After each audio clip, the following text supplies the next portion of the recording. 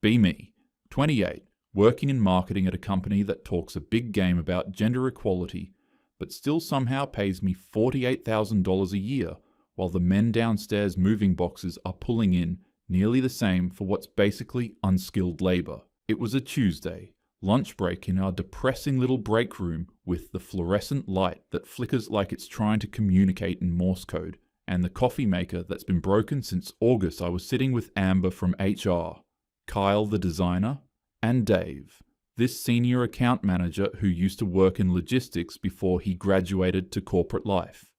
We were talking about some viral tweet about the gender pay gap, the usual discourse. It's absolutely real, I said, stabbing my salad with more force than necessary. I have a bachelor's degree. I've been here 4 years. I work just as hard as anyone in this building. But I guarantee the men here make more than me for doing the same thing. Dave looked up from his phone. He had that expression men get when they're about to explain something to you. Sometimes it's not about gender, Jess. It's about the type of work. I felt my jaw tighten. What's that supposed to mean? I just mean, he started, but I was already pulling up our company's internal job board on my phone. I'd looked at it before. Out of curiosity, I knew what I was looking for. Look at this, I said, turning my screen toward the table. Warehouse associate, $19 an hour. I did the quick math, $39,520 a year for moving boxes. Meanwhile, I'm managing 3 client accounts and making $48,000. Amber made a sympathetic noise. Kyle suddenly became very interested in his sandwich. Dave sighed. Jess, I worked that exact job for 3 years before I moved to this department. That $19 an hour. It's not the full picture. Any woman could do a man's job, I cut him off. And my voice came out louder than I intended, but I didn't care. This is exactly what I'm talking about. You're all sitting here acting like manual labor is some kind of impossible achievement that justifies paying people more, when it's literally just moving things from point A to point B. I'm not saying it's impossible, Dave said, with that infuriating patience. I'm saying it's harder than you think. The base rate looks decent until you understand what they're actually doing for it. The hours, the physical toll. Sounds like you're threatened, I said. His expression hardened just slightly. I'm trying to help you understand. I understand perfectly. The patriarchy assigns value to masculine work and devalues feminine labor. It's textbook. The table had gone completely silent. Amber looked uncomfortable. Kyle was actively trying to disappear into his turtleneck. You know what? I said, feeling that surge of righteousness that comes when you know you're right and everyone's too cowardly to admit it. I'm going to prove it. I'm going to apply for that job. Jess, Dave said slowly, carefully, I'm serious. That job will break you. The pay looks good on paper, but the reason is systemic gender bias in how we value different types of labor, I finished for him. I'm not scared of hard work. Dave stood up, collected his lunch container, shook his head. Good luck, Jess. I genuinely mean that.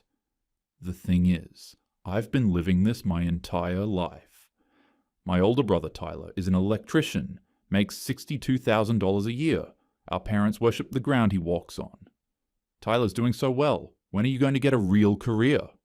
Never mind that I went to a 4-year university, that I create marketing campaigns for actual corporate clients, that my work requires creativity and strategic thinking.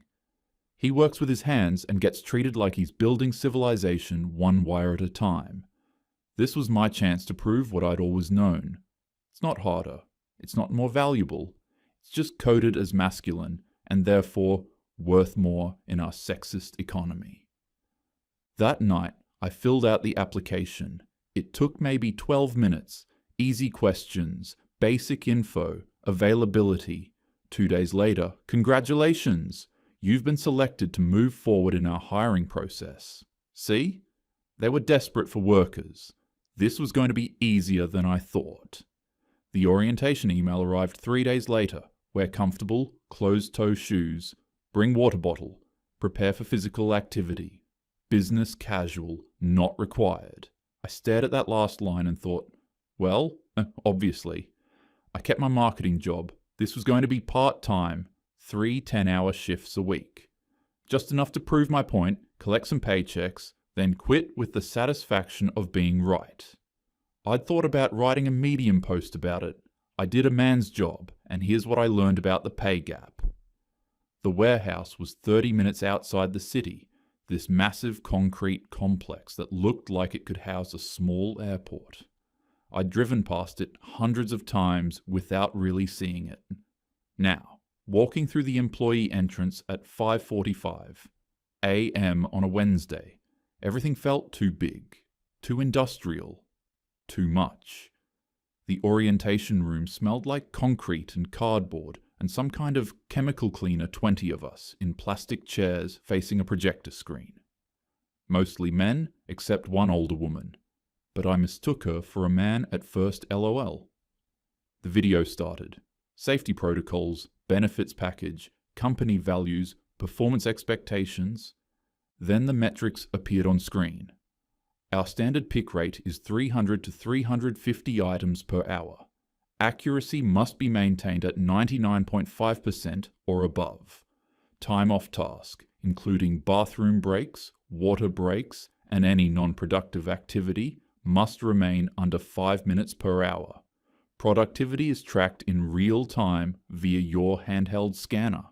I leaned toward the tall kid next to me. Maybe 22? Wait, they actually track bathroom breaks? He nodded without looking away from the screen. Yeah, it's intense. The video went on. Performance rankings, improvement plans, grounds for termination. I told myself it was just corporate liability stuff. They had to make it sound strict for legal reasons. No way they actually enforced all of this. After the video, a guy in a bright yellow safety vest introduced himself. I'm Liam, one of the senior trainers. I'll be working with some of you today on the pick floor. He looked about 29, had that lean, functional build you get from actually using your body instead of just doing aesthetic workouts. He seemed friendly enough, smiling as he checked his clipboard for names. Jessica? Here. Great, you're with me. Pick floor, handheld scanner. You'll be in section D. We walked onto the main floor, and I actually stopped walking for a second. The warehouse stretched out like a small city. Endless rows of industrial shelving 3 stories high, forklifts beeping in the distance, people moving with these rolling carts, the constant white noise of scanners beeping and items thudding into bins. Liam handed me a scanner that looked like it had survived several small wars and a rolling cart. You done anything like this before? Not exactly, I admitted. But I mean, how complicated can it be? Scan, grab, move to the next one. He smiled, but something in his eyes looked like he'd heard this before. Yeah, that's the concept. The complicated part is doing it 300 times an hour for 10 hours straight while maintaining accuracy. I noticed other workers near their stations doing these elaborate stretching routines, putting on knee braces, wrapping their wrists, rolling out their shoulders like they were preparing for a marathon. It seemed overly dramatic. All right, Liam said, demonstrating the scanner. This'll tell you where to go. Aisle number, section letter, shelf level. Scan the item barcode, drop it in the bin marked with the order number on your cart. Pretty straightforward. The system tracks your rate automatically, so just keep moving and you'll build speed. He ran through one pick cycle, made it look effortless. Scan, grab, drop, move. 5 seconds. Got it, I said. The first hour, I felt good. Confident even. I was hitting maybe 180, 190 items, and sure, that was below target, but it was literally my first day I just needed to build up speed. Liam checked in around hour 2. You're doing fine for day 1. Don't burn yourself out early though. It's a marathon, not a sprint. The condescension annoyed me. I'm fine. But by hour 3, my feet were hurting in a way I hadn't experienced since that hiking trip in college. My lower back had this tight, burning feeling. I was down to 160 items per hour. My brain getting sluggish, trying to process the alphanumeric codes on the scanner. I watched Liam across the floor, moving at what had to be 400 items per hour, chatting easily with another worker, completely relaxed. The tall kid from orientation, Jake, was in the section next to mine, clearly struggling but still managing around 230. By hour 5, lunch break, I practically collapsed in the break room and immediately pulled out my phone. My Instagram post had 52 likes and a bunch of comments. Yes, Queen. Show them what women can do. This is what real feminism looks like. I wanted to feel validated, but my feet were actively throbbing. The second half of the shift blurred together. Just scan, grab, trying not to think about how much my body hurt. My cart felt like it weighed 1,000 pounds, even though I knew that was impossible. I checked my scanner stats at hour 9, 198 items per hour average. Below quota. When I finally clocked out at 4 p.m, my Fitbit said 14.7 miles. My lower back felt like someone had taken a baseball bat to it. Liam caught me at the exit. First day's always the hardest. Your body'll adapt after a week or so. I forced myself to sound casual. Yeah, just need to get used to the movements. I drove home in complete silence, went straight to my apartment and collapsed on my bed, fully clothed with ice packs on both feet. Okay, I thought, staring at my ceiling. That was harder than I expected, but it's just an adjustment period. My body needs to adapt. This is literally what adaptation is. Week 1 was brutal, but I told myself that was normal. Everyone struggles at a new physical job at first. The men probably went through the same thing when they started. They just don't talk about it because of toxic masculinity. My feet had blisters under blisters. My back went into spasms when I bent over to pick something up. I started taking 800 milligrams of ibuprofen before each shift. At my marketing job, Amber asked if I was okay after she found me asleep at my desk. I told her I was fine, just busy. At the warehouse, I was averaging 245 items per hour. Still below quota, but improving, technically. I watched the men around me, Liam, Jake, these older guys who'd been there for years, and they made it look effortless. But I started noticing that some of them looked tired too. One guy was limping. Another had his entire forearm wrapped in a brace. See? It was hard for everyone. This wasn't a gender thing. During my second week, I saw 3 workers clocking out at 4 p.m. Then I saw their names on the board for the 8 p.m. shift. "You're coming back?" I asked one of them. This guy who looked about 40, "Yeah, doing a double, need the overtime." That's when something clicked. The $19 an hour base rate. That wasn't the real story. These guys were doing 50, 60-hour weeks. That's where the money was. The overtime. The voluntary extra shifts that paid time and a half. Of course. The system was designed to require overtime to make a living wage. That's how capitalism works. They advertise a decent hourly rate, but structure it so you have to sacrifice your entire life to actually earn it. I could barely finish my 30-hour week without my body shutting down. But that's because I wasn't adapted yet. I was also working my marketing job.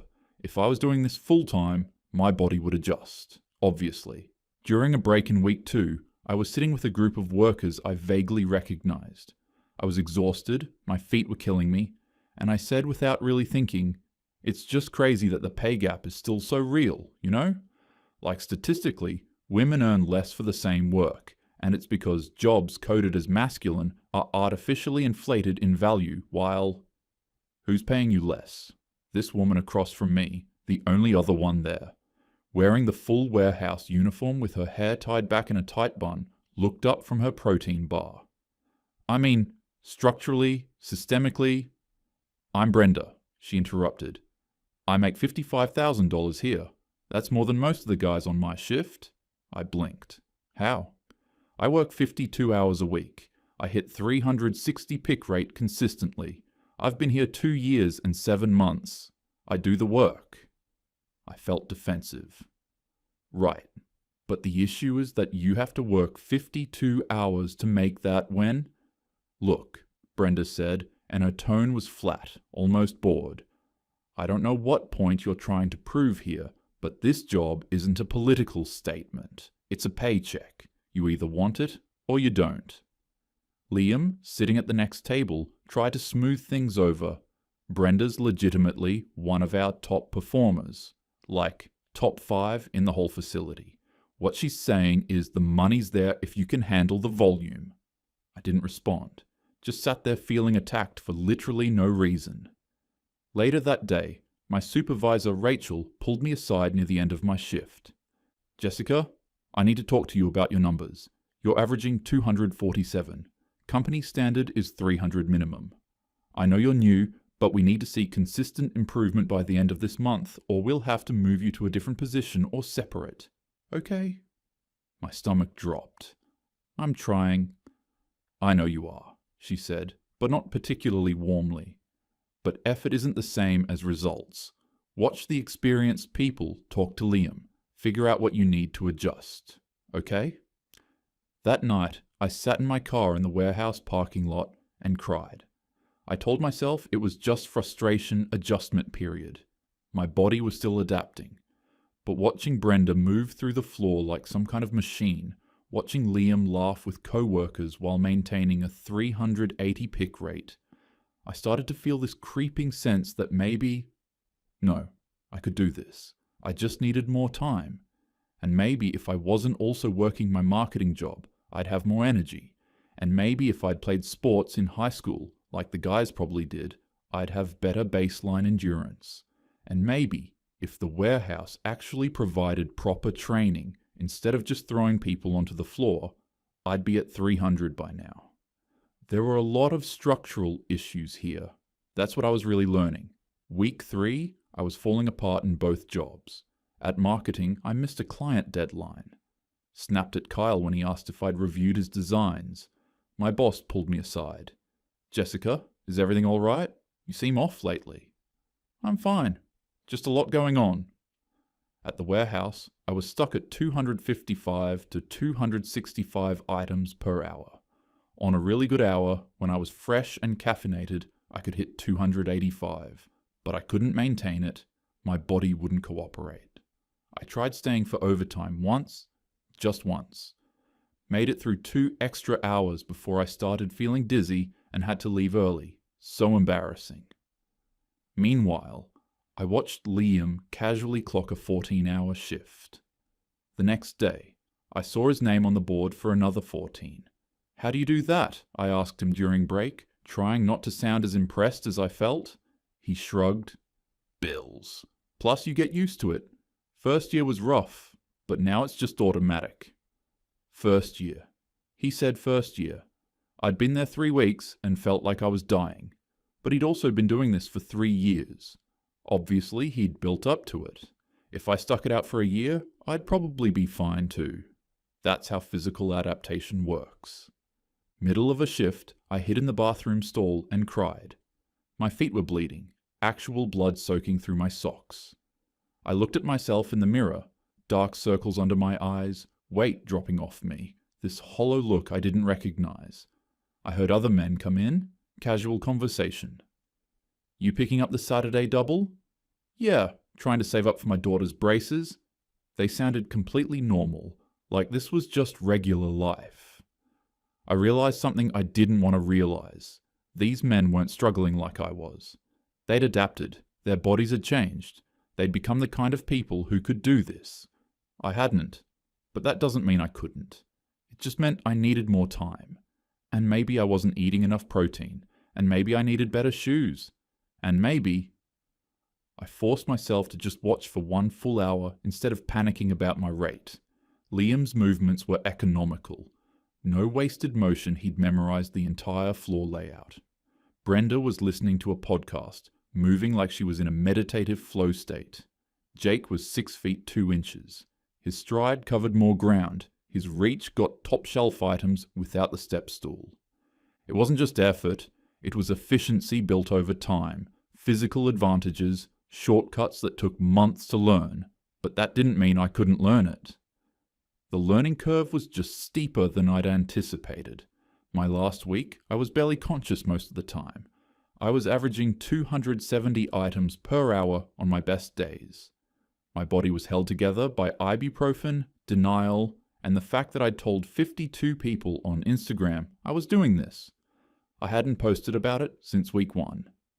My last scheduled shift was a Friday. I clocked in at 6 a.m., already planning how I'd phrase my resignation. Then I saw the scheduling board, Liam's name, 6 a.m. to 4 p.m., break 8 p.m. to 6 a.m. A double shift, 20 hours of actual work. I stared at it like it was written in a language I didn't speak. During lunch, I found him in the break room. "Can I ask you something?" "Sure." "Why do you do doubles?" He looked at me like the answer was obvious. "I've got 2 kids. Rent is $2,100 a month for a 2-bedroom. Trying to save for a down payment so my kids can have a house with a yard. Overtime's time and a half, I can clear $850, $900 in a weekend if I push it." "But doesn't it?" I didn't know how to ask what I wanted to ask. "Doesn't it destroy you?" He smiled a little. "First year, yeah, absolutely. Now? I don't really think about it. It's just what I do." I felt something crack in my chest. I don't think I could ever do that. His expression softened. "Most people can't. That's not a bad thing. It's just, if this job isn't for everyone, doesn't mean those people are weak or lazy or whatever. Just means different people are built for different things." I wanted to argue with him. Wanted to explain that it wasn't about being built for it. It was about structural inequalities and how capitalism forces people into impossible situations and how gendered socialization creates different physical outcomes that aren't innate, but learned but I was so tired. "Yeah," I said. "Maybe." I finished my shift, put in my notice. They didn't make me work the 2 weeks I was gone that day. Rachel found me at my locker. Not for everyone. No shame in it. I just nodded. Monday morning, back at my marketing desk. The fluorescent lights felt gentle. My chair felt like a luxury. The coffee was terrible, and I loved it. "How'd the warehouse thing go?" Amber asked. "It was interesting. Good experience, not continuing with it though." Dave caught my eye from across the room. Didn't say anything, just gave me this small nod. I nodded back. That week, someone brought up the pay gap in a meeting. I stayed quiet. Not because I'd changed my mind, but because every time I thought about saying something, I saw Liam's face when he talked about his kids. Saw Brenda moving through the warehouse like it was nothing. Saw my own pick rate, 270. That night, I looked at the job posting again. Warehouse associate, $19 per hour base. I thought about Liam doing a 20-hour double. Thought about Brenda's 52-hour weeks. Thought about how my body gave out at 30. I closed the tab, deleted my Instagram post from week 1. No big revelation, no apology to Dave. No admission I was wrong. Just quieter now. I still think the pay gap is real. I still think masculine-coded work is artificially valued higher than feminine-coded labor. I just don't use the warehouse as my example anymore. Not because I couldn't do it. Obviously, with enough time, proper training, maybe a better nutrition plan, I could have gotten there. I just decided it wasn't worth proving. That's different.